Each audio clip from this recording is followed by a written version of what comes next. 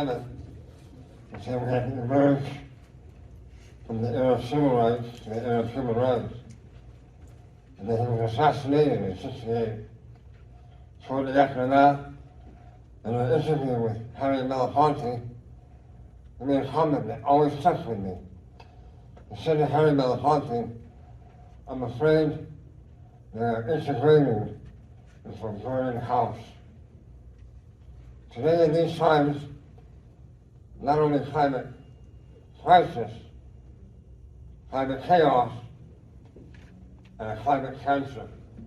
The biosphere is suffering from a climate cancer.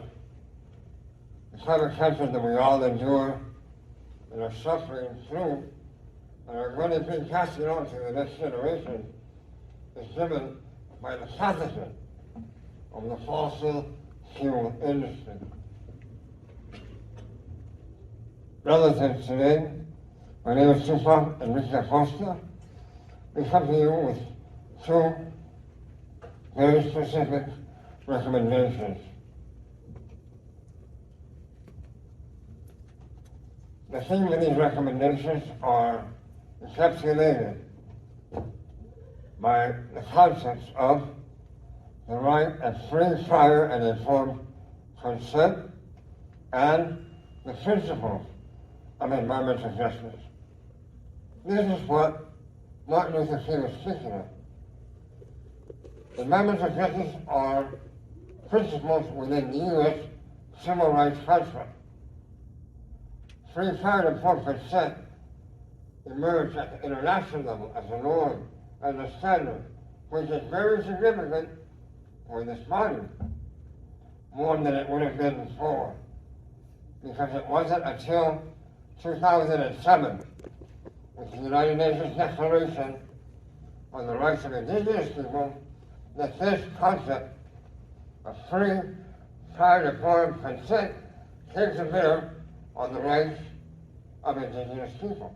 And then now, 3 years ago, 2020, the U.S., Mexico, Canada trade agreement with a chapter on Indigenous people's rights. The recommendation at the local level. When you flew into town today, and you came into Sky Harbor, you flew over a community that is no longer there, except in the remnants of the original Mexican barrio that was relocated to make way for that airport. Recommendation. We call upon the White House Environmental Justice Advisory Committee to recommend to the City of Phoenix the implementation of an effective policy of cultural competency in the planning department of the city and the necessary civil rights guarantee to ensure the realization of environmental justice in all public projects of development and or redevelopment going forward.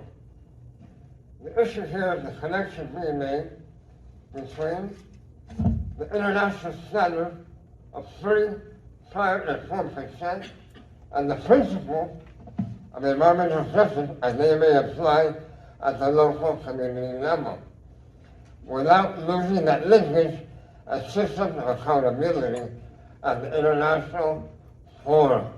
For example, recommendation to the EPA, to the Environmental Justice Department, update the website. Last August, at the United Nations, the last session of the Committee for the Elimination of Racial Discrimination, this subject was a hot issue. But if you go to the EPA website today, and I did, you don't have a current report of the discussion that took place in Geneva on this issue of racial discrimination in terms of environmental racism and environmental justice.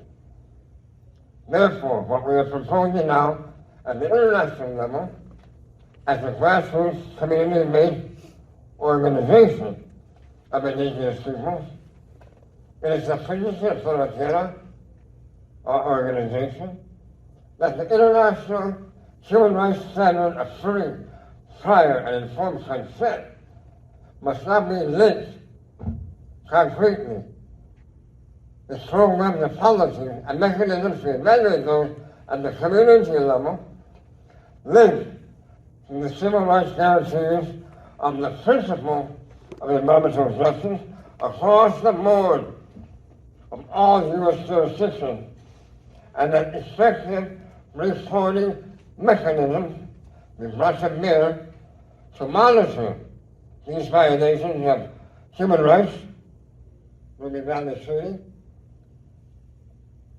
in the context of the obligations of international law that the U.S. must comply with as a signatory to the International Convention on the Elimination of all forms of racial discrimination.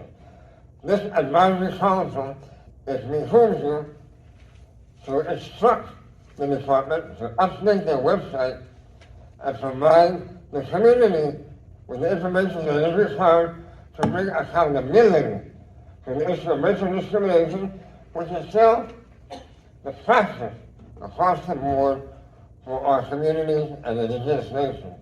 Having said all of that, the comment is that our oral comment is complementary to the written statement which will be submitted.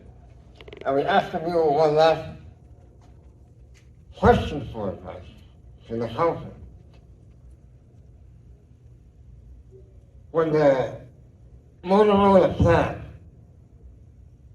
exported their production line from Phoenix to Guadalajara 30 years ago, the TCE chemical, trichloroethylene, the report on the usage of that chemical among pregnant women in Mexico was never part of an evaluation that was ever brought forward, in spite of the fact that question was asked. The question to you now, to the committee, the advisory committee, to bring us back that information, or if not, advise us as to how that question of the history of TCE and Motorola in Mexico can finally be answered after more than 30 years. Thank you so much for your kind attention and patience. The written comments will be submitted. Thank you. Great, thank you.